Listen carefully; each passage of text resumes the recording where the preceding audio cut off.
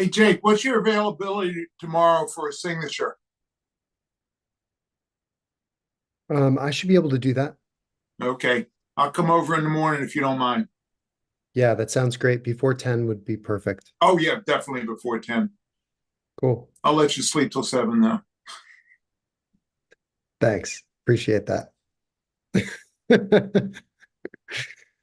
Um, I am just waiting to see whether or not we'll have a representative from DP from the police.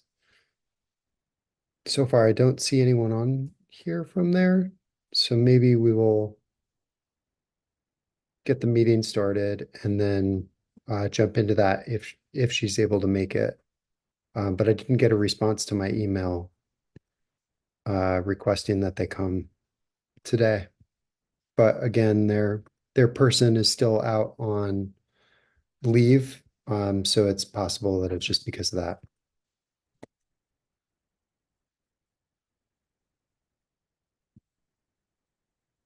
All right, give it one more minute and then we can get started.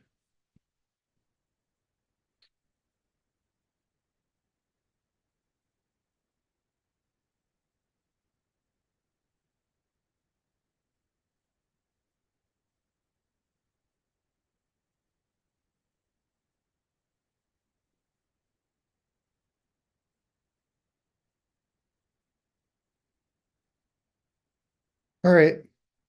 Um, I don't see them on.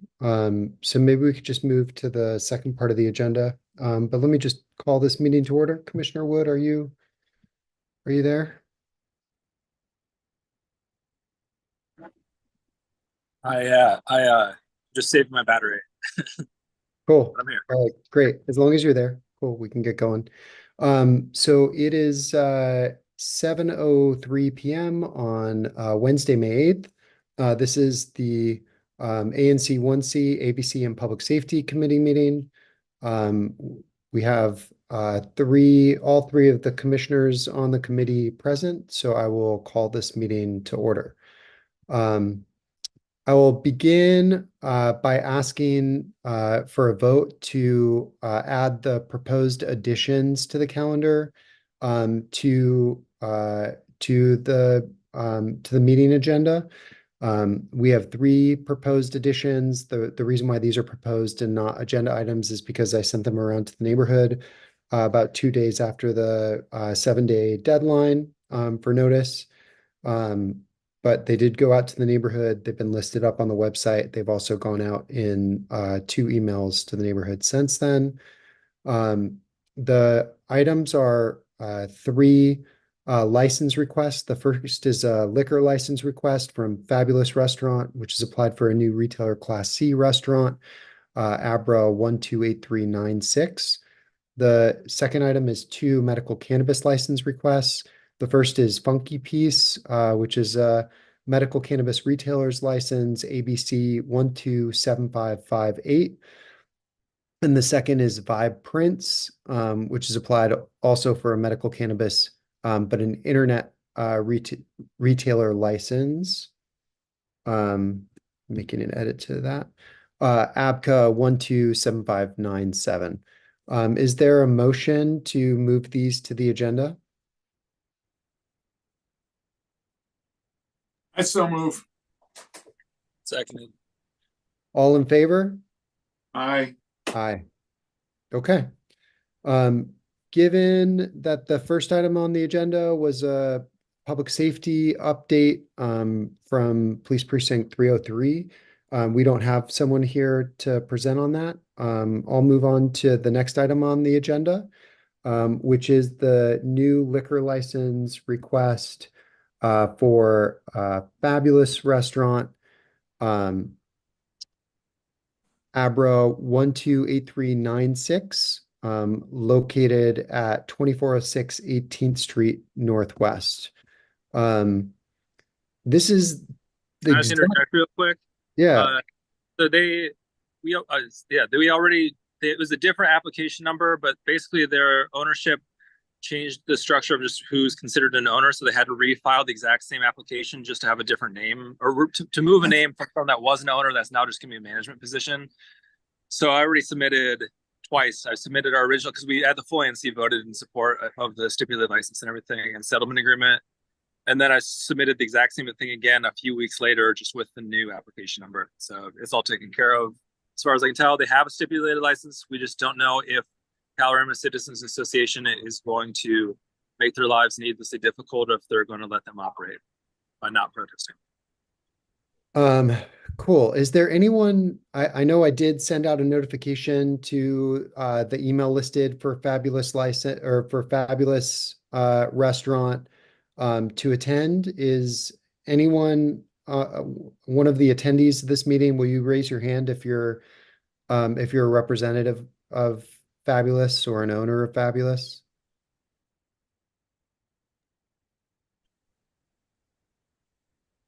I think it would have been Doug, and I think everything's good, so we should be all right. Okay, great. Sounds good. Is there anything that we need to do? Should we vote just to transfer our support from one to the other, or are we all good? I asked if it was all right. I asked ABCA staff if we could just submit the exact same one, and they're like, that's as far as they could tell, it's fine. So I just did that, and they have a stipulated license now, so it'd be futile. Okay, great. Sounds good. Nothing to do then on that. So let's move on to our two medical cannabis license requests. The first is for Funky Piece, which has applied for a retailer license, ABCA 127558, located at 2116 18th Street Northwest in the basement. If you are here to represent that business, would you please raise your hand so we can promote you to a speaker?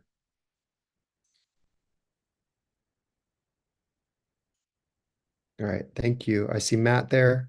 Sean, if you'd promote Matt.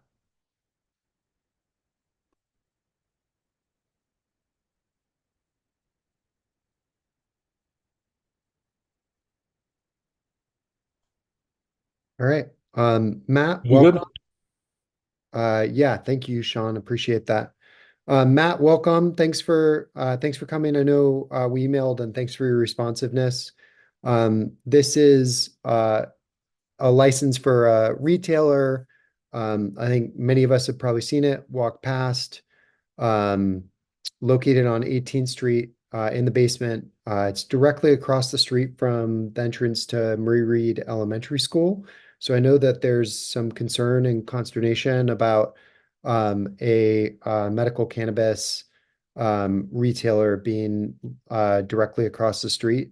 By the licensing standards for new operators, they cannot be located where you are within 300 or 400 feet of a school or childcare center.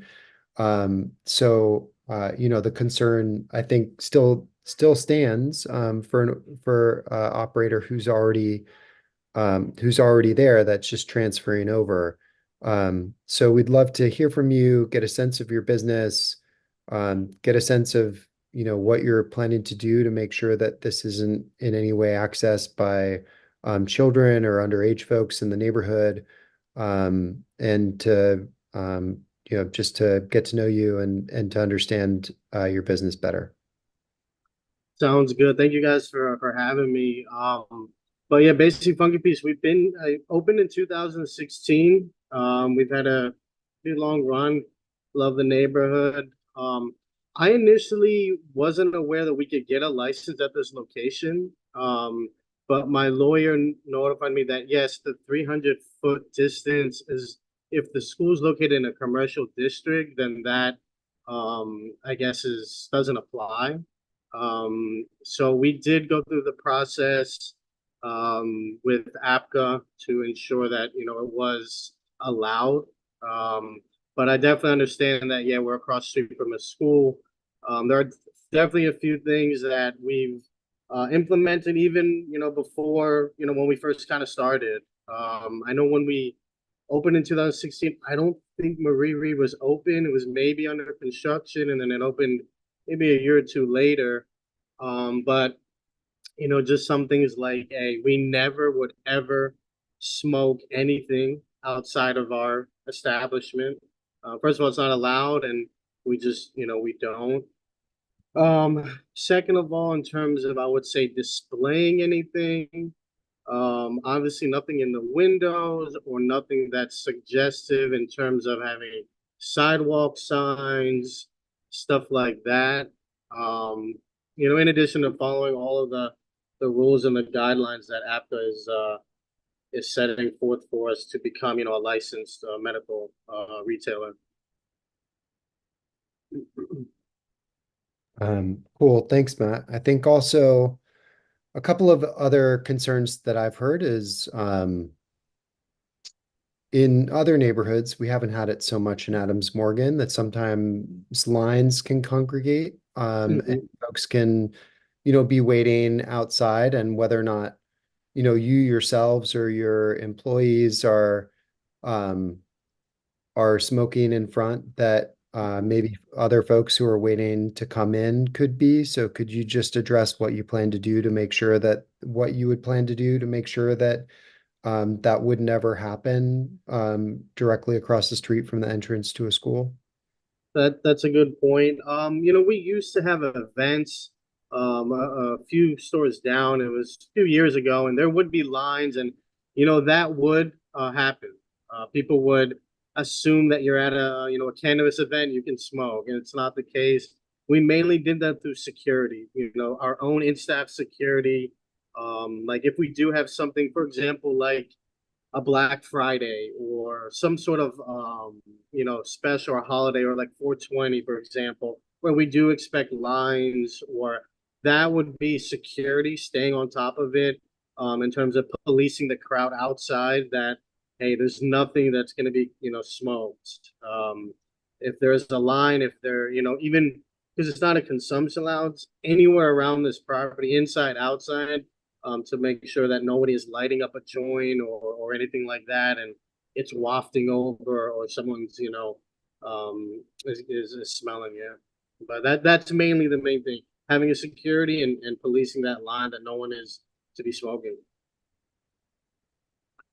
Thanks. I appreciate that, Matt. Would that be a provision that you all would be willing to enter into a settlement agreement with the neighborhood in order to ensure that we were able to enforce that? Absolutely, yeah. If it's something that we need to be ensured, if there is a line, if we expect to have lines, then yeah, there is going to be security on site. And again, looking over that line and making sure everyone is doing what they need to do. That's wouldn't be a problem. Okay. Thanks, Matt. I think the other concern is that sometimes there are other goods other than just marijuana that are sold in some of these establishments. And I walked by earlier today, and I think when I was originally looking at your application, I was a little confused as to whether it was you or whether it was the business that's directly to your right if you're looking at your storefront. Yeah, And the business that's a little bit to your right seems to offer other goods yep, that would not be allowed to be sold even under a medical cannabis license. And so yes. I definitely would uh, a settlement agreement that also states that none of those other types of goods would ever be sold in your establishment go a long way in helping earn my support for this. Absolutely. When I first started the smoke shop, my envision was to have a licensed cannabis dispensary in DC. So me personally, I wouldn't do anything to jeopardize that. And we've operated, without the oversight of APTA for years, and we've never had any issues. Now that we are the regulations, you better believe that everyone, myself down to employees, are following every last detail.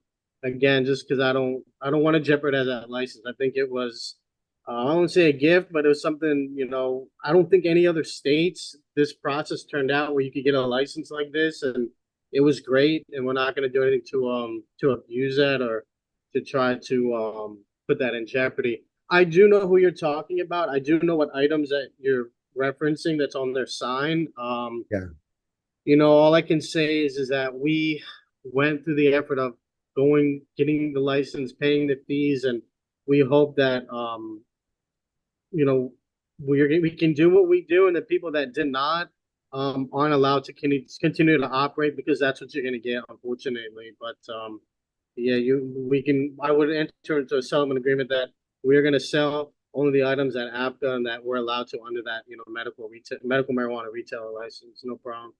Okay. I appreciate that, Matt. And honestly, I'm really glad that I walked by just to check myself. Yeah. I've walked by like 100 times. I live like a block from there. My kids go to that school. Mhm. Uh, and I'm really glad that I just checked myself and made Mhm. sure that I wasn't bringing kind of bias or incorrect information into this. Nope. Um, and when I looked at your signage, it was very different. You weren't offering any other goods there that would be outside of the cannabis license. So I really appreciated that. And I did notice as well in your application that you weren't looking for any sort of provisions for on-site consumption, which also is important to me, it being so close to like the entrance of a school. Yep. So if you're open to some of those provisions being put into a settlement agreement with the neighborhood, Yep. given this conversation, oh, one last thing, and then I'll open it up to any others, is safety concerns. I mean, just what, I know a lot of it is anecdotal and but we do hear from folks that this is a very expensive good that's Mhm. being kept in a place with lots of cash because honestly this will be different hopefully very soon once cannabis gets delisted as a Schedule A. Mhm. Hopefully, like knock on wood, right? Yep. But given that it's still a Schedule A, like there's still a lot of cash involved because Yep. banks are really reticent to be involved. And so, one of the things that we've been asking a lot of these retailers that have come before us already, and we've approved all of them so far, Matt. Like we haven't been unfair to folks around this at all. But one of the things we're really concerned about is making sure that there isn't a bunch of cash and other um, goods floating around that aren't locked and secured in a way that might invite crime to the neighborhood, Yep. especially being right across the street from a school. Like the last thing you want is some gun battle happening Mhm. out in front of a school, over something, over cash that's in a market there and at a retailer there. So I Yep. guess the other question for me is just truly like making sure that our kids are safe and secure by not inviting in business directly across the street from the school that might lead to some sort of violence. Yeah, no, it's definitely a concern with any cannabis business that yeah, there's cash, there is cannabis lying around, there's a value. A couple things for us to mitigate it is we have a pretty robust security plan, and that security plan does include pickups of like deposits. So before we have a deposit here, it's nothing really huge. We take it to the bank, we walk it ourselves. This is going to be a little different. This is going to have, I would say similar to like a bank where there is someone that comes in, they pick up the cash and they, take it to where it needs to go. Also, in addition to the products. So that the with this type of business, security is like paramount. It's one of the biggest things. But yeah, that would all be under our security plan, and I can share that with you. It goes over the cameras, it goes over the safe room, it goes over the protocols. But yeah, safety is like it's a big thing. It's always been a big thing for me personally, just keeping my employees safe and keeping you never want to have any issues like that. But yeah, that's a big thing, and it's all in our security plan. Great. Would certainly appreciate you sharing that. I know that's gone a long way with us with the other businesses that we've looked at up Mhm. until now. So I think especially given the safety concerns in that location, I would really appreciate seeing that. Um, Absolutely. Okay, commissioners, I've been hogging the mic here. Commissioner Shapiro, Commissioner Wood, do you have anything here? You want to go first, Peter, or me?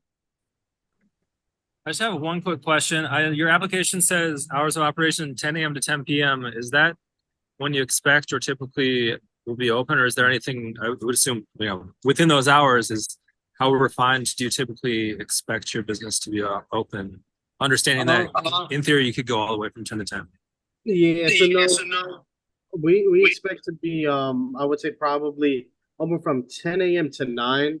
And there is, I guess, again, it goes into our security procedure and protocols that there is going to be a little of a closing procedure. But yeah, the last customer that would come in would be at 9 p.m.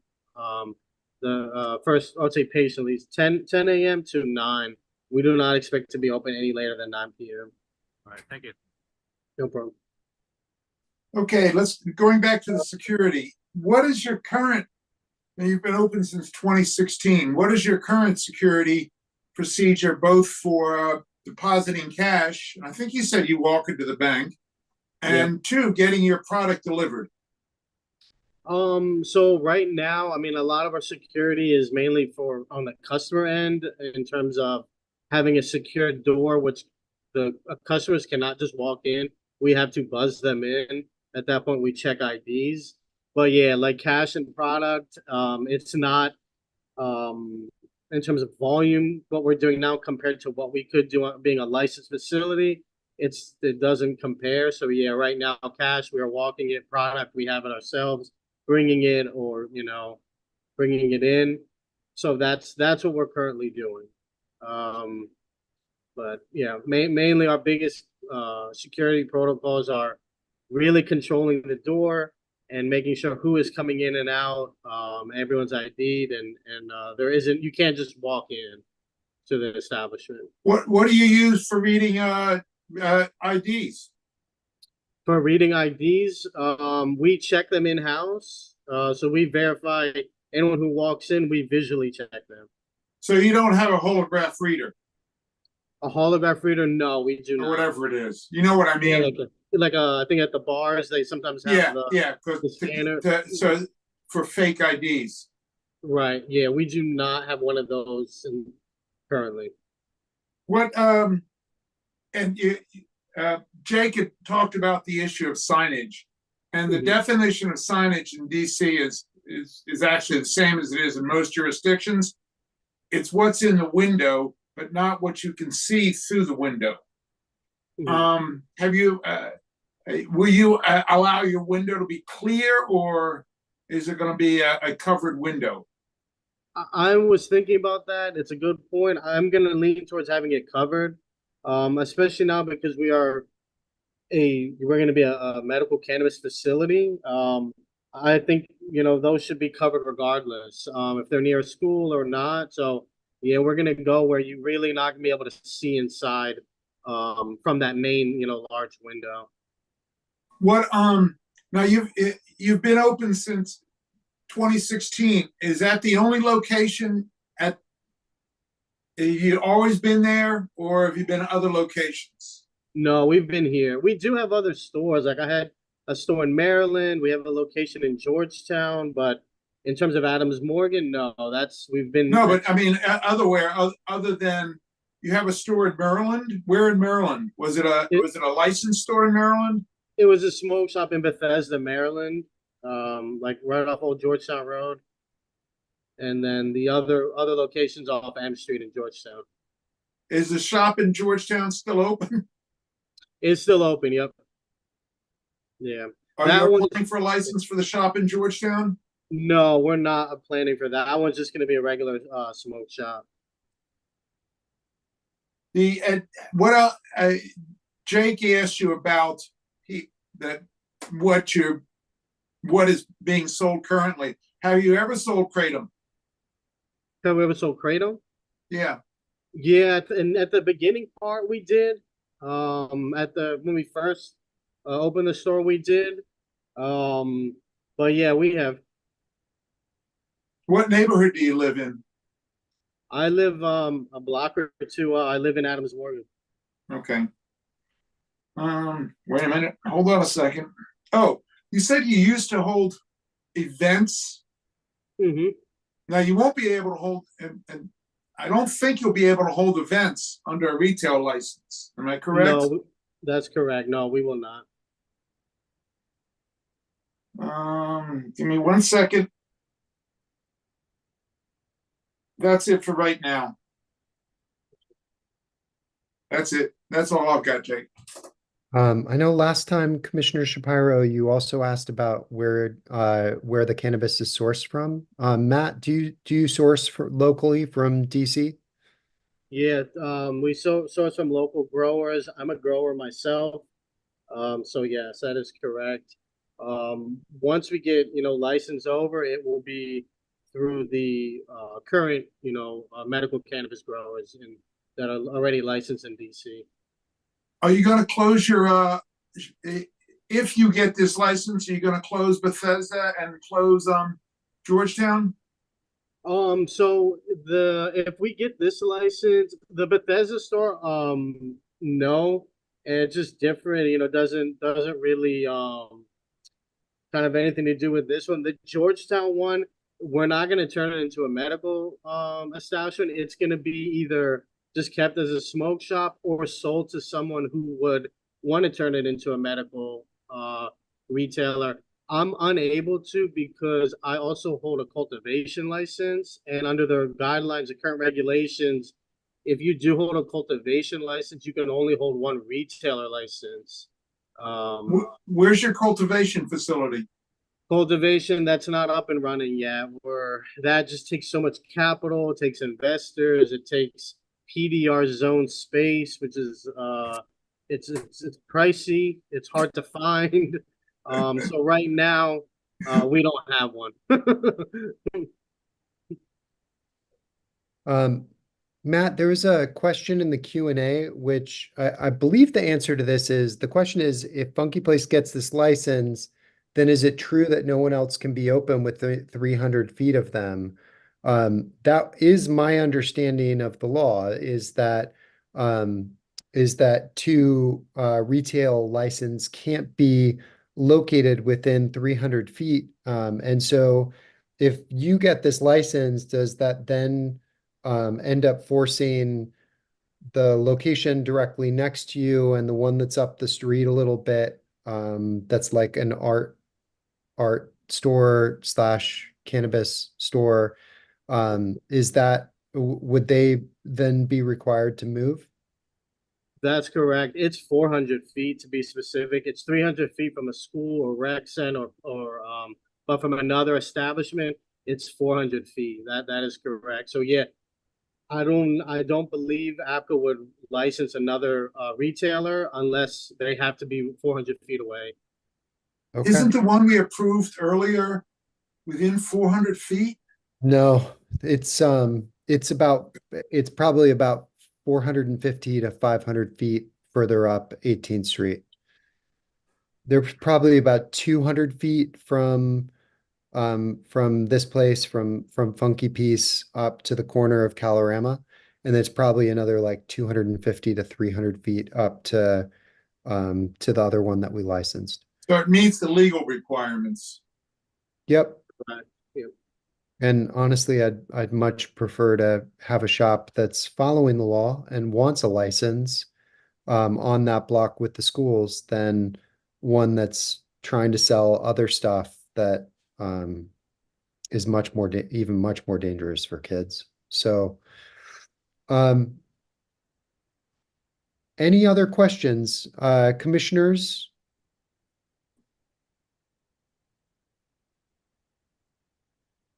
Cool. Members of the audience, do you have any questions? If you raise your hand, we can either promote you if you wanted to make a comment or ask a question in person, or we also you could just drop a question in the chat or the Q&A.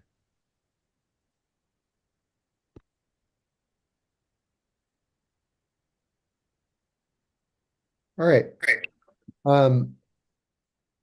Given this conversation, Matt, I'm actually feel much better about this, and I really appreciate you coming and attending and walking us through all this. Um, I really, given some of the special concerns in front of the school, I really strongly feel like we need to have a settlement agreement in place. But you're a member of the community, you live a couple of blocks away, you're obviously very committed to Adams Morgan. Given my walk around the establishment this morning, I feel much better about how you're engaging with our neighborhood than at least one of the other places that's very close to you. And I just also really appreciate that you want to be on the up and up. Like you want to be licensed, you want to be doing this in the right way. And when you do that, you'll be selling regulated cannabis that's coming from local growers, has gone through testing, and all of that. So I am inclined um, to support your license request here with the qualification of I feel the need to get a settlement agreement in place that speaks to all of the things that we discussed during this meeting. So I I got would one last question for you. I'm sorry. no, it's Have okay. you ever gotten any tickets from DC? That's a good question. In terms of what type of tickets? Any Like, kind of ticket other than a traffic or parking ticket? so yeah, I did, I will be honest, I had a ticket here. I had a new employee. I'm not sure who did the sting operation. It was for cigarettes. And we do have a cigarette license, which, once we convert to cannabis, that will go away. We don't have any tobacco products. But yes, unfortunately, that employee who was made, it was, I think, her second day on the job. She checked ID, which is our protocol. She just didn't calculate the number in her head, and unfortunately, she sold a pack of cigarettes to an underage girl. So yes, we did receive that infraction. That was maybe, I want to say, sometime in early 2023. But yes, that is I would say, the only infraction, other obviously than parking tickets and stuff like that we got here at this location. Did you get any tickets at the other location? At the other locations that I know of, no, we haven't had any underage or anything like that.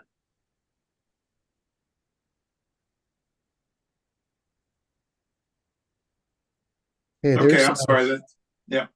there's a motion on the table. No, there's a great question. There's a motion on the table to support this license request with the understanding that we will work on a settlement agreement over the next 3 weeks before this is forwarded to the full commission for a vote next month. So that would be June 1st, I believe, is the date of that. I'll second, and just the clarification for the attendees that the committee doesn't get the final say, that it was the full commission that gets the final say, to reiterate.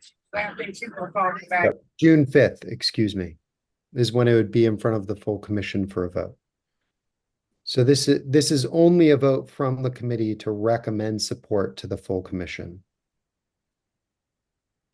I can't support this license. And for a number of reasons. The primary one is, while the law or the current regulations may allow his presence, it doesn't mean that we have to go along with it across from a school. I think it's a bad precedent. I also think that the proximity, while once again the regulations may allow it, I think the proximity both up the street and down the street to two other shops is too close. I'm a little concerned about the operator in terms of other stores and what he's been doing. So my vote will be opposed to this. Okay, I appreciate your perspective, Commissioner Shapiro. I'm going to put the motion up there to support with the caveat of needing a settlement agreement in place that's strictly follows all the provisions that we talked about in this meeting. Is there a second? Okay. I'm going to call the vote. All in favor, please say aye. Aye. Those opposed? Nay, And that's everyone here. So it passes on a split vote to the full commission for a vote either in favor of or opposed to support on June 5th. Matt, we'd appreciate you coming to that meeting to do a quick, just in case there are any questions or there's a discussion that comes up during that meeting. It's online on Zoom at 7 p.m. on Wednesday, June 5th, and I will send you all those details in a follow-up email. Thank you so much for being here, Matt. Really appreciate it. No problem. Thank you, guys. Yep. Have a great night. You too. Okay. I'm going to move to the next item on the agenda. We've got Vibe Prince that's applied for a new medical cannabis internet retail license, ABCA 127597, that's located at 1768 Columbia Road Northwest. It looks like Mr. Whitley has joined us for that. Mr. Whitley, thank you so much for joining this evening. We really appreciate having you here. Hello, how are you guys? Thank you for having me. Yeah, thank you for being here. bow tie. Why don't you tell us a little bit about Vibe Sprint and what y'all are planning to do? Sure. The owner and maybe another representative may be on the line. Ms. Hassan Yep, we may be do. on the line. Yep, Mr. And then Hassan. Mr. Simmons may also be on the line. Might Mr. Simmons be under either the names Andrew or the team? I'm not sure. Okay. Both of you, would you please just raise your hands if you are part of the discussion? And Sean, okay, Mr. Hassan just did. And you can get promoted, Sean, if you can do that. Thank you. Should be good. All right, cool. Thank you, Sean. And we got Mr. Hassan on as well. Okay, take it away, gentlemen. All right, great. Thank you. So I am a cannabis attorney in the district and I represent Vibes Print doing business as Vibes. Their address, as you guys probably know, is 1768 Columbia Road Northwest. It's in between Q Nail Spa and New York Grill. And this application is different than the prior application. I just want to start with this distinction. This application is for an internet retail application, which is different than a retail application. But I'll get to that difference in 1 second, but I just want to put a pin in that. Vibes has been in operation since 2002, and it has applied during the transitional I-71 round. From my understanding of my conversations with my clients, they are actually not open. When they applied for the medical business, they made a business decision to be the most compliant, which would be to cease operations. Because although ABCA appears to be turning a blind eye to intermittent sales, technically to be true and compliant to the letter of the law, they can't really operate until they're able to source from a medical cultivator, right? And so they didn't want to risk anything in that gray area in that time, and they wanted to show and demonstrate their commitment to compliance. So they're not even open right now. So their I-71 has ended. That run is over, and they're basically in a holding pattern until they're approved. And at that point, they will transition to medical cannabis, as you guys have described. It's a closed loop system, so it will be sourced from medical cultivators in the district, and couriers have to transport it from the cultivator or manufacturer to the internet retail location. So that security concern about the transport, it will be covered by the courier service that they have to hire to transfer from the cultivator or manufacturer to their location. And that brings me to who they are. So I would like to say, since they are a internet retail, they basically have a minimalist footprint. So the major distinction with internet retail is they're not open to the public. So no one's walking in off the street, no one's gathering outside, there's no lines, none of it. It's not open to the public, and that's a strict regulation. And also, because it's not open to the public, there's no curbside deliveries. All deliveries occur off-site in the District of Columbia, but off-site. So, and also there will be no issues with IDs at the door because they're not open to the public. And so when patients register, they are registering in what's called the metric system. So the cultivators will operate under the metric system, the couriers, the manufacturers, everyone in the supply chain, right? Even down to the patient. So basically, to be able to even place an order online, that patient will already have to be in the metric system. So the metric system will take, in, when it comes to the internet retail, takes the place of ID checks, medical cannabis card checks, and the like, because everybody has to register through the metric system to be able to place an order online. And then their employees will be able to deliver from the location on Columbia Avenue to wherever in the district those patients are. So this is a much smaller footprint than a retail establishment, and an exponentially smaller footprint than a retail establishment with a summer garden or a consumption lounge or even the tasting endorsement. Yeah. So that's the major difference. The hours of operation are from 10 to 9. And that 9, there will be no more deliveries going out. Like I would assume if a order comes in at 9 o'clock, that delivery will go. But if someone comes in at 9:01, it's too late, right? And I'm quite sure that they can set their website up that when 9:01 hits, they'll get an instant message, we're closed, place another order at 10 o'clock, or they might even be able to hold it over to the next day. Well, they can compile orders after hours and then work on them in the morning so they can go out in their morning deliveries. As you guys discussed earlier, it's a closed loop system. So the sourcing will take place in DC, and there's no activity right now. They're not open for business. And so based on the ANC protest grounds, real property values, peace, order, and quiet, residential parking, and vehicular movement, and pedestrians. So with real property values, it has a very small footprint, and the place will not be vacant. So there won't be any blight property.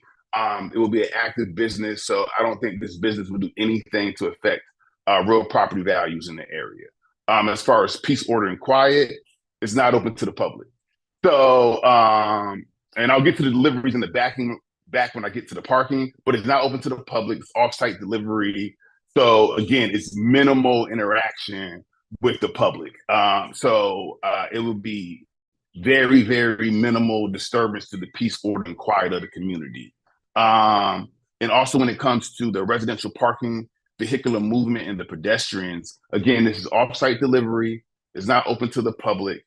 And the rear alley wraps around, right? So what I understand is that loading and things of that nature will occur in the back alley and not in the front. So people aren't taking up parking spaces or impeding the flow of traffic with the hazard lights. The deliveries will be taking place, trucks will be loaded in the back. And because of the nature of the business, they don't anticipate large trucks. We're talking like Sprinter van, something mobile. So even the alley shouldn't be congested. And the loading the trucks up and bring nothing to offload. It's really just unloading and coming back. That's a really quick process, so that the alley shouldn't be clogged. And the idea is to store the vehicles at another location. Whether they lease a monthly parking garage, I think that would be the safest.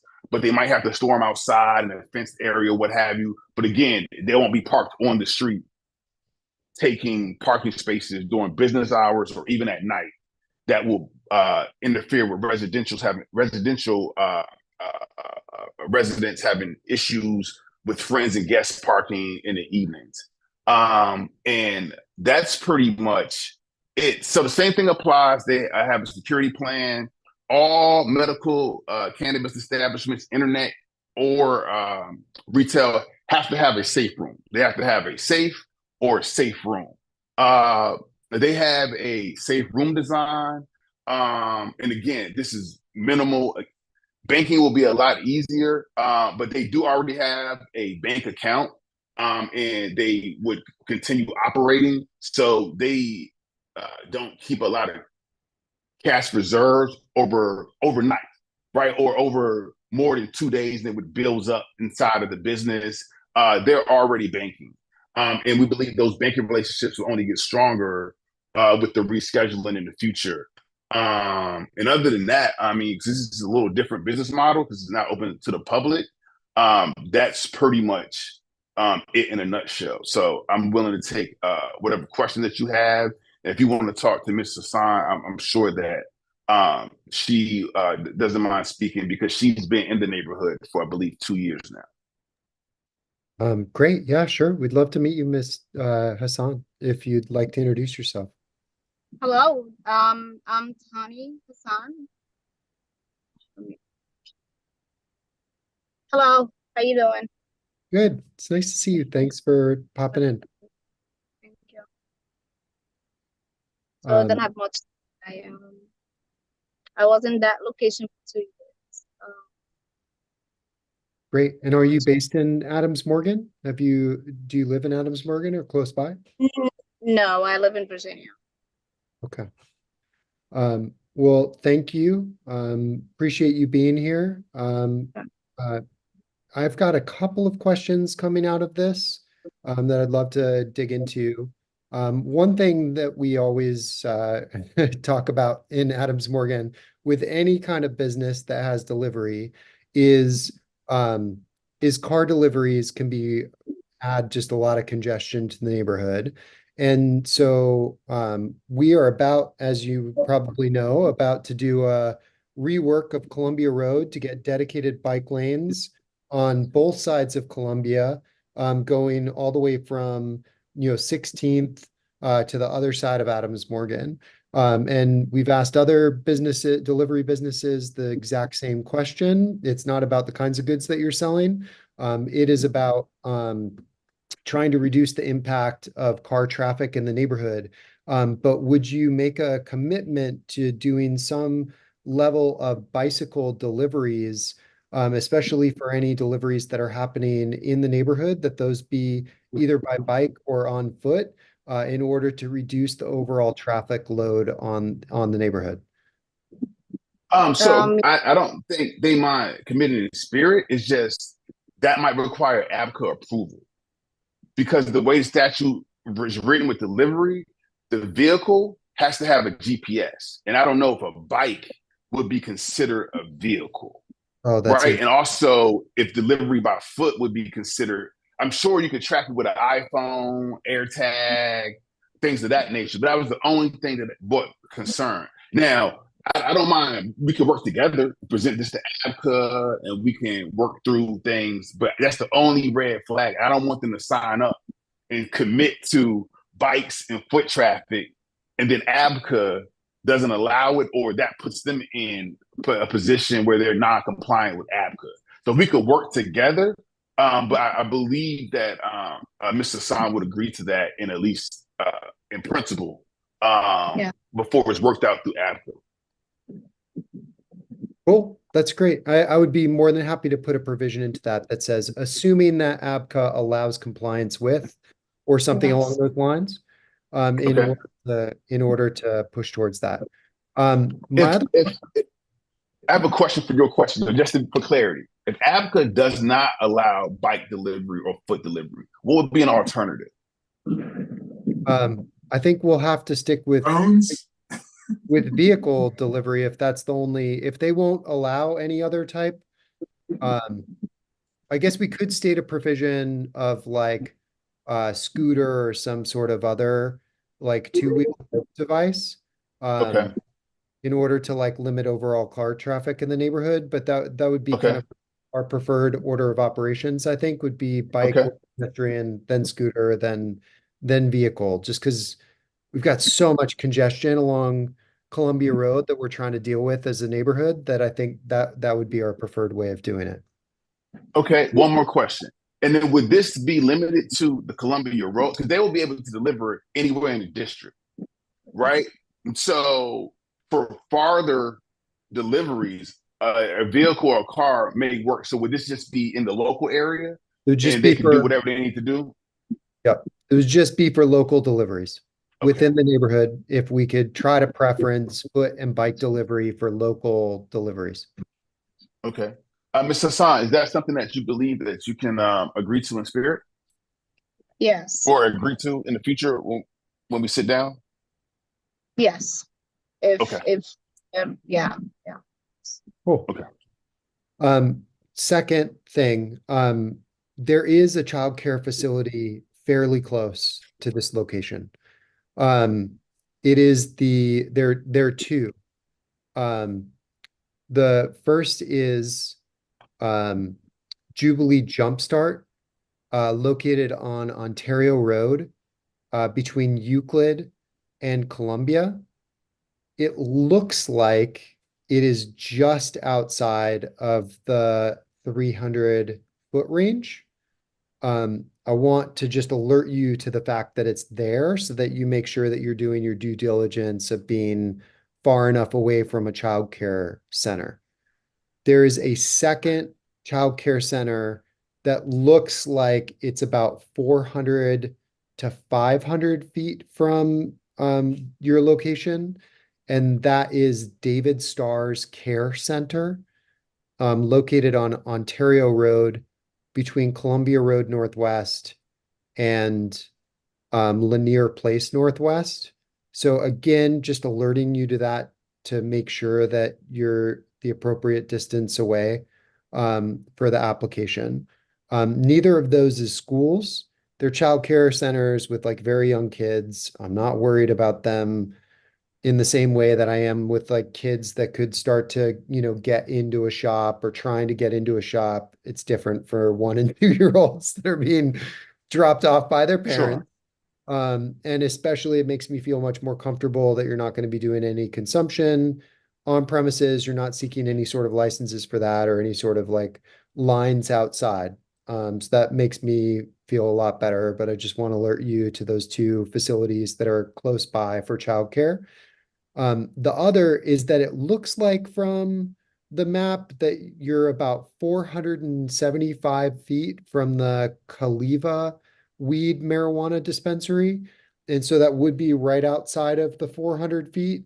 But we have licensed or at least agreed to support a license with ABCA for Kaliva already.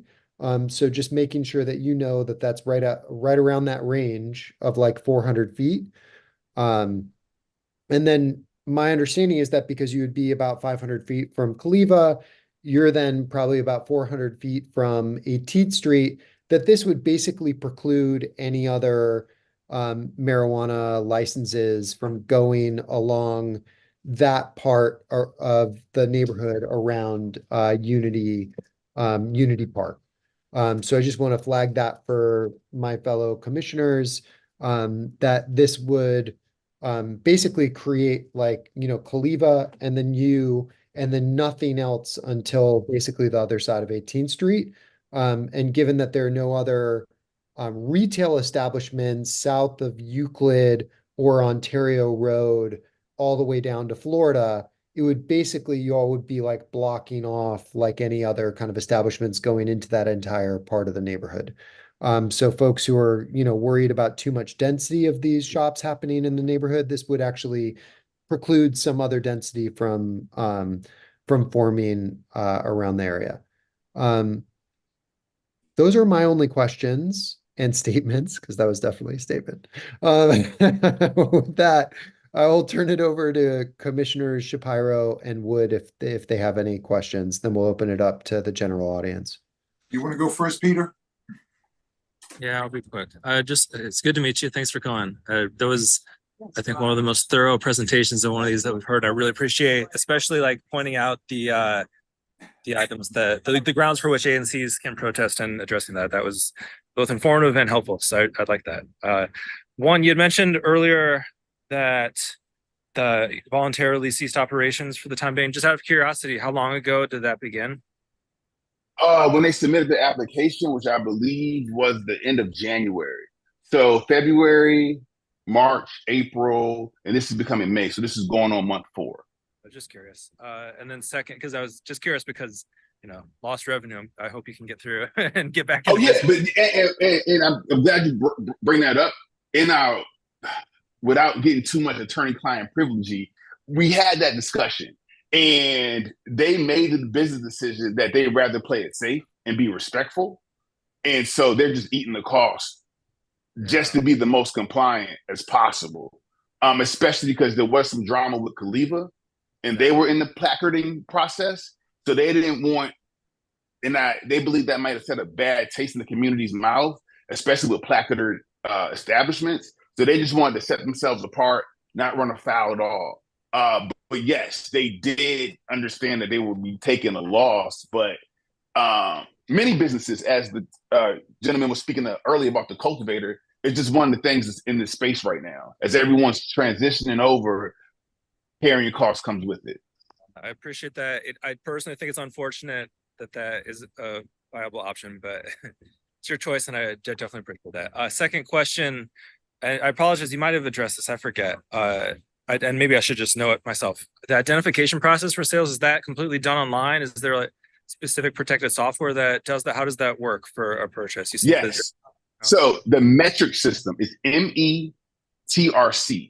That is the system. Now, DC hasn't rolled it out yet. I believe that's going to be the next phase. Once they get approved and become operational, they're going to have to get their subscription to the metric system and that whole deal. But the metric system is the universal system. So patient IDs, the whole 9, cultivators from seed to sale on the cultivation side, and all the patient registrations will all be housed in the metric system. So cultivators will be able to see what retailers can see, and Abaca can monitor it all by their access to the metric system. So the metric system is the key piece, especially with establishments that aren't open to the public and just doing internet traffic. That is going to be their vetting system, the metric system. Thank you. That's out of my ignorance, so I appreciate the explanation. Thanks. That's all. Oh no, it's not well known. I just do this every day, so it's not well known knowledge. But I believe Abaca will roll it out once they start getting through more and more rounds of licensing, because that is the next piece. But if you guys research it, DC has announced that metric is the system that they will use to monitor their closed loop system. Actually, I thought of one other question. If you have the answer, that's great, but I don't expect you to have it, but you might.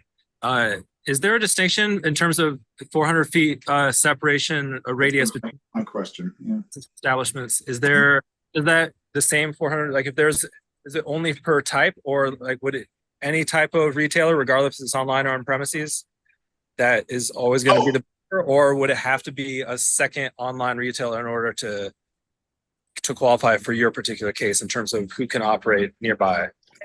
That's a good question. So initially, I interpret the statute as the 400 feet was universal, but I believe Abaca might be allowing internet retail locations to be within 400 feet of a retail location because it's not open to the public. So I think Abaca may be giving some graces to some internet locations, but they're going to have to vet that in their process. So when they apply, they have to submit the GIS zoning determination. So that other location will appear in the map. So if let's say you're an internet retailer, you're applying, and the zoning map shows you within 400 feet, Abaca will make that call. But from what I'm seeing, I think Abaca is allowing internet retailers to be within 400 feet of other retailers. But at this location, they are not within 400 feet. They are right outside of 400 feet, as the commissioner mentioned earlier. But yes, I believe that Abaca is interpreting the internet retails to be different than the retails. The internet retails can be with that 400 feet doesn't apply to internet retails. And if we're going to get even more deeper, if we just want to open it up, we also don't know, because this is also just so the ANCs know, this is also an evolving issue with Abaca.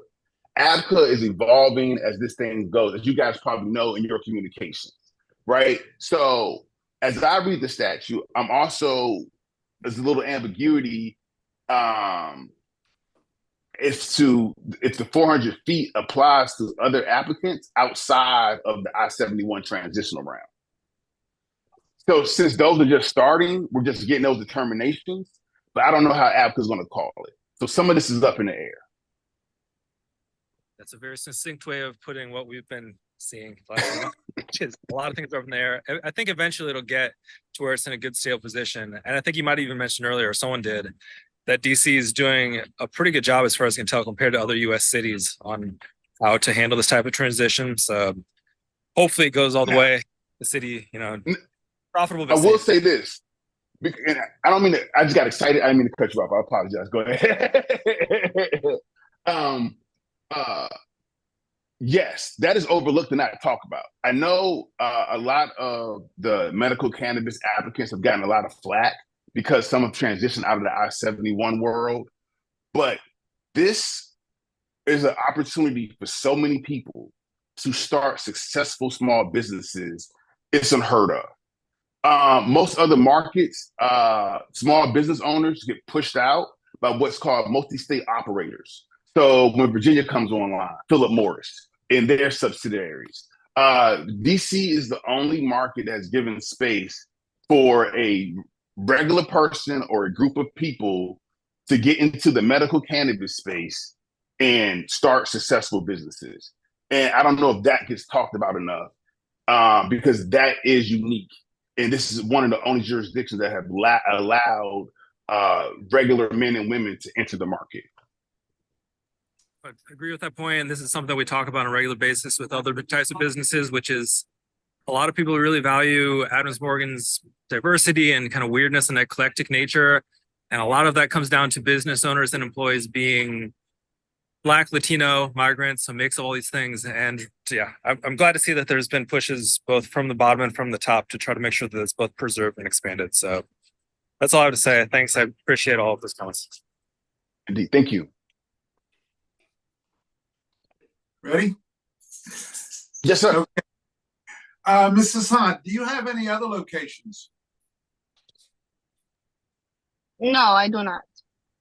All right. By the way, I want to commend you for closing up 2-3 months ago, or whatever it was, during this period. I think that was an appropriate thing to do. When you were open before, were you a retailer or were you an internet retailer? Were you a live retailer or an internet retailer?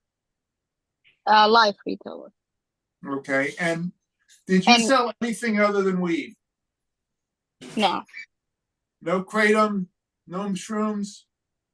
No. And how long had you been open there? Since June 2022. So about a year and a half. All right. It's funny because I really don't quite understand the internet part of this, but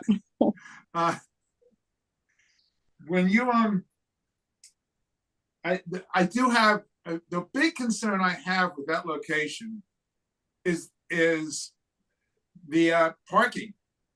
Obviously, there's no parking in front at all, and in the rear, it's a very tight dogleg alley. I don't even know that Sprinter vans can make that turn. And when I'm trying to get the logistics of how do you load up a van with 3 or 4, or load up a car with 3 or 4 or 5 or 10 orders, or just one order? Is it a steady stream of vehicles coming in and going out? Because there are other, there are other users in that alley. So I wonder how long the process takes. I'm not sure. We have to follow what APCA. I'm not sure what is it should be a loading with only one order or more than one order. I really don't have that information yet. Because that would, on one hand, loading with one order, the car pulls up, he beeps his horn, or and someone comes running out, puts it in the vehicle. But if it's multiples, I can see that it trying to make sure that the right order goes there. It could be blocking the alley for a good deal of time. That I think we have a little bit of a concern, at least I do, about parking. I'm not quite sure how to address it. I actually wish you would a better alley. It is one of the worst alleys in Adams Morgan because it is tight, dog leg, and it is so narrow. And there are other users there, and I wonder who's your landlord? Is your landlord 1768? Is it Sussman? Is Mike Sussman your landlord? I don't have the name on me right now because we start with one company and then they switch. I believe they sell it to another company. I don't have the name of the company right now on me. Okay. I assume that. All right. I just. I don't think I have anything else. I'm just so ignorant about the concept of internet delivery and ordering and how that's going to work. But parking is such a big issue, and it will conceivably get worse. It's a little bit better now because the bike store is closed. And is the bar closed? Yeah, the bar is closed. But there's a weed store right around the corner, a retail store. Is he going to fit within? He is definitely not going to fit within 400. Okay. Yeah, he's not. And so when you can't figure out the whole parking thing, to be honest with you, how it works, and that is a concern. But I don't know that I have any. Oh, when you were a retail sales, and you were only open for a retail sales for about a year and a half, right? Yeah. Where did you get your product from? It's local in DC. Okay. And how did you test your product?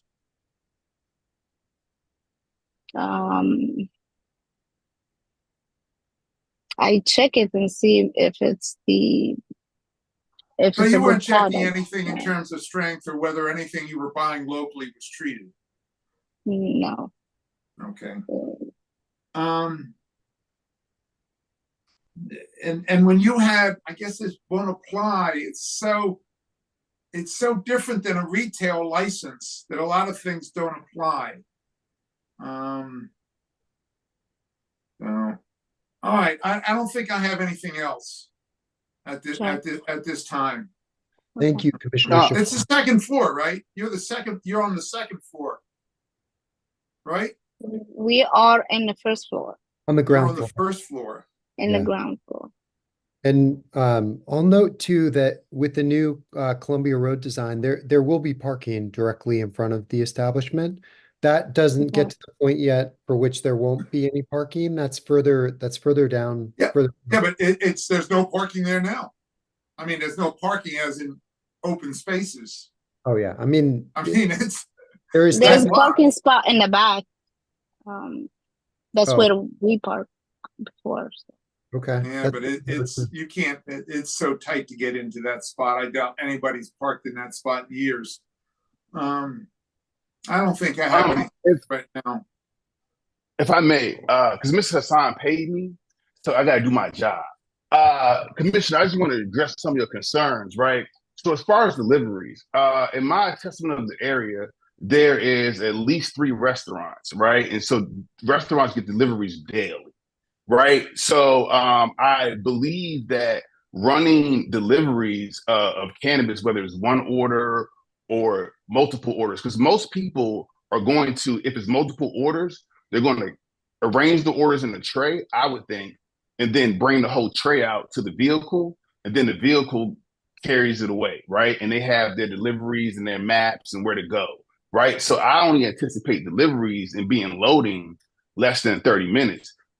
at a minimum, less than the delivery of any restaurant, right? A delivery truck unloading produce could, especially if that same produce truck is delivering to all three restaurants, could be parked outside, not in the alley, but outside for an hour, 2 hours, delivering to those multiple restaurants, right? This would create a way smaller footprint in general. So your parking concern, I don't know how much. I don't think the business model doesn't really support that concern because the car's not really parking; it's being delivered. And as far as the alley, yes, the alley may be difficult to navigate, but with those other businesses, I'm sure with the parking space, it is navigable, right?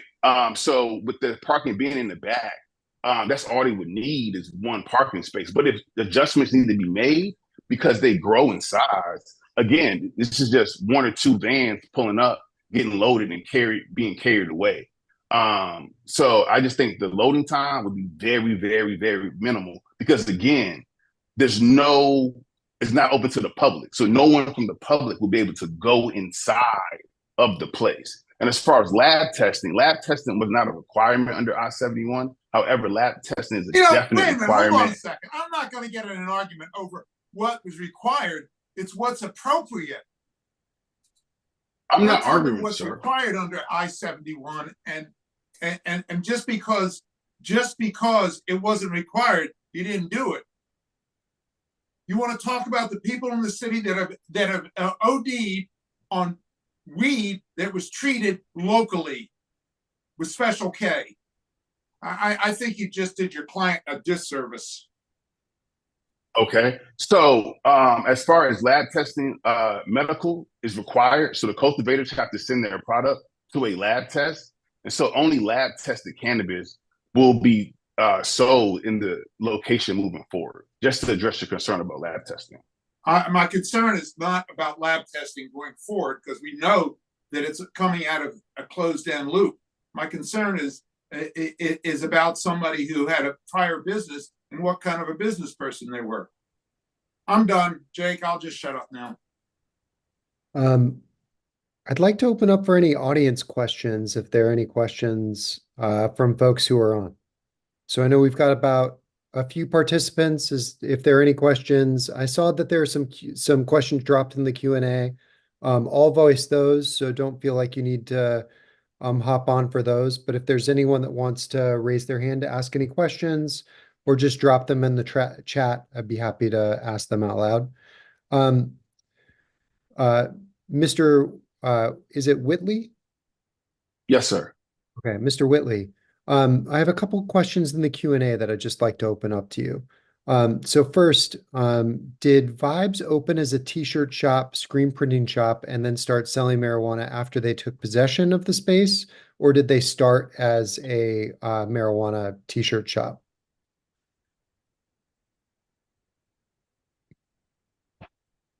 Could you ask the question again? So is the question, were they operating as a t-shirt shop and then converted over to an I-71 shop or a gifting shop? Yeah, I think that's the question, but I think the obvious answer is that it was an I-71 shop from the beginning, which used t-shirts as a form of exchange for cannabis, correct? I believe so. That was the gifting model. I believe so, yes. Yep. And then the other question in there is if there's an internet retailer license. Oh, we already answered that directly. Hypothetically, the question is whether or not any other internet retail license could open up within the space. And your answer from earlier is this is an evolving question with ABCA that I think all of us have struggled to truly understand what is going on as far as the regulation of this. And so we will all see as ABCA evolves their understanding of regulating this space. And then the last is, can a delivery address be as near as across the street? So for example, can customers be like within the same building or across the street, or, another example here in the park, like at Unity Park, or do these need to be delivered like some minimum distance from the establishment? There's no minimum distance from the establishment, but it's the patient's address. So whatever address that the patient has on file, that is where it goes, right? Okay. Or if a caregiver is ordering on behalf of the patient, then it's that caregiver's address. Yeah. So it's not going to Unity Park. It's not going No, to no, no, no. Colorama Absolutely not. Park. It's going to the home address of the person who's on file. Yes, fun fact, consumption of cannabis in public in DC is illegal. Yes. I personally would hire you. I hope you should come and be our lawyer for the ANC. Unfortunately, we don't have any money, but come and work for us. I appreciate very much your presentation. I thought you did a great job. Thank you very much, and thank you both to yourself and also to Miss Hassan for showing up and presenting to us as well. Thank you. I really I appreciate too that when this was an illegal substance, that there was a disproportionate impact on communities of color. And that now in starting to issue these licenses, we get to repair some of those harms. And so this to me feels like a good opportunity to also support a local business operator who can hopefully take advantage of a change in our direction and our social thinking about marijuana and in hopefully in ways that start to repair some of those harms from the past as well, and that money starts to flow back into some of our communities that were so disproportionately impacted by the police preying on those communities during a time when this was a controlled substance. With that, I also really appreciate the fact that this is a retail license, and so there is a lot less impact to the local community, a lot less foot traffic, very low probability of there forming any sort of lines, of this having, that kind of impact as well. People are going to buy this stuff. They have been forever. So, let's just make sure that it's done in a clean and good way for the neighborhood. So, and also let's get some tax revenue here. So maybe ANCs can be paid. That would be great. I would make a motion. One last comment that you offered that this was a local business. She lives in Virginia. Okay, let's make clear about that. So we're licensing. This is not somebody in Adams Morgan, much less in DC. We're licensing a Virginia resident who apparently I don't believe was took all the steps necessary while operating as an I-71. So all the steps appropriate. Go ahead, Jake. I'm sorry. No, that's okay. Get your position on the record. I appreciate it. I still think that we should have a settlement agreement in place. I still think that it's important for our neighborhood to make sure that with this new business coming in, potential negative impacts to the neighbors directly behind in the valley, or sorry, in the alley, to make sure that we're like developing the right routes and ensuring that they're not harmed by, vehicular traffic going through, and also a way for us to try to come to some sort of mutual understanding about potentially using either pedestrian or bike deliveries as a way to reduce kind of overall impact of vehicles in the neighborhood. So I would support doing a settlement agreement and would hope that you would be open to doing a settlement agreement. Is that possible, Mr. Whitley? I believe so. Let me consult. Mr. Hassan, are you open to doing the settlement agreement? Yes. Cool. Yeah, I think we're good to go. Cool. When I find the operators that are open to doing those kind of agreements are the kinds of operators that you want to have in your neighborhood. I really appreciate that. So with that, I will, sorry, Commissioner Wood, you have a point. Second the motion and then subsequently comment. One, settlement agreements just at this stage. I think in Adams Morgan, every business that sells alcohol has a settlement agreement in place or close to it. So for whatever it's worth, I personally think it's probably mutually beneficial to just set the precedent of any place that has substance of vice being done that, because that's the faulty system in place has settlement agreements as a part of the enforcement. And then the second point, and this is a broader question, I don't think we should discuss at length, but just to put it on the record, I have a personal feeling that there is some nuance to defining what local is, particularly considering how many people have been priced out of DC in the last 20 years. So just want to say that, and I appreciate all of the comments again that we've had tonight. Good discussion. Yeah. Okay, so I think the official motion is to support the license application at the ABC and Public Safety Committee level, which is only to then forward it to our whole commission on June 5th, the next time that it meets. It would take no effect or impact until it would receive a majority vote of the full ANC. This is just a recommendation to the ANC. And with the understanding that we would work on a settlement agreement in the 3 weeks between now and then, to the mutual satisfaction of both parties. Commissioner Wood. I just thought really quickly of a succinct way to put this that we should have been doing, well, I should have been doing for a long time. Recommend to the full commission with committee support. Yes. Yes. Yeah. Yep. Should we attend the June 15th ANC meeting? I mean, June 5th ANC meeting? It would be good to have you there in case any questions are raised. This is Indeed, we'll plan for it. It's a new thing for all of us, right? And we haven't gotten a ton of directions from ABCA about how to do this appropriately either. So we're all kind of learning, and I really appreciated that at the beginning of the meeting that you laid out what we have at least received at this point from ABCA's directions around what are appropriate or inappropriate things for the ANC to be considering as it's considering these support or not supporting these licenses. So I personally would really appreciate having you at the meeting, Mr. Whitley. Great. I'll be there. I just checked my schedule. I can be there. Thank you. Great. Commissioner Shapiro, I see you have your hand up. Yeah, the signage issue that we talked about earlier. Can you make, since it's internet, I don't know why there needs to be any signage. But I mean, I think that's something that can be addressed in a settlement. But in this case, the signage it would be very detrimental to the neighborhood.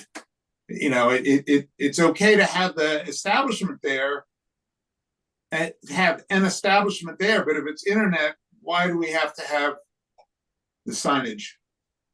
I think they still would probably want to have, to be able to advertise the name of their business, if nothing else.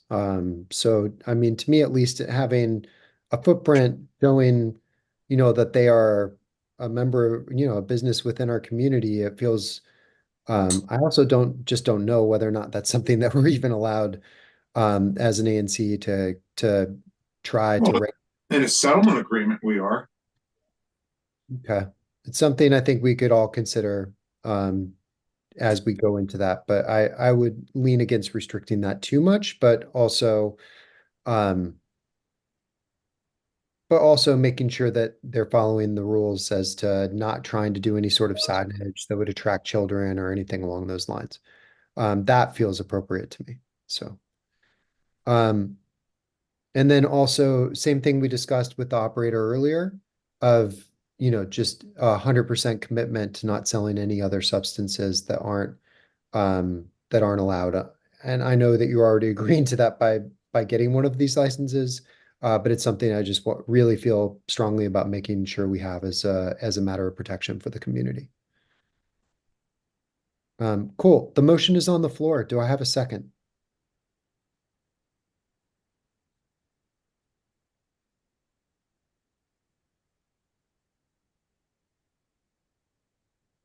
Commissioner Wood? Sorry, I can't really hear well. I didn't say anything. I said the motion is on the floor. Do I have a second? That was a head nod, but just for the record, that was a second. Oh, yeah, I seconded earlier. Okay, cool. Just making sure. All right, great. I will call the question then. All in favor of supporting this the license per the terms that we described earlier? Aye. All opposed? I'm abstaining. Okay. No one in opposition, one abstention. So the motion carries two to nothing with one abstention. Thank you, Mr. Whitley. Really appreciate it. Ms. Hassan, thank you for joining us tonight. Really appreciate the what you're doing for the neighborhood. So thank you. And that is everything that's on the agenda. I know that we did have a public safety update that was scheduled from precinct 303. It looks like they weren't available to do that. I will just note that there was a release of DC Crime Facts blog, which is a great blog if folks aren't following it. It gives a really factual analysis of crime in the district and isn't hyperbolic in any sort of direction. It's really just kind of the facts, ma'am, sort of situation. And they noted that the DC Sentencing Commission released their annual report, which is one of the only data sources for what happens to cases after police make arrests in the district.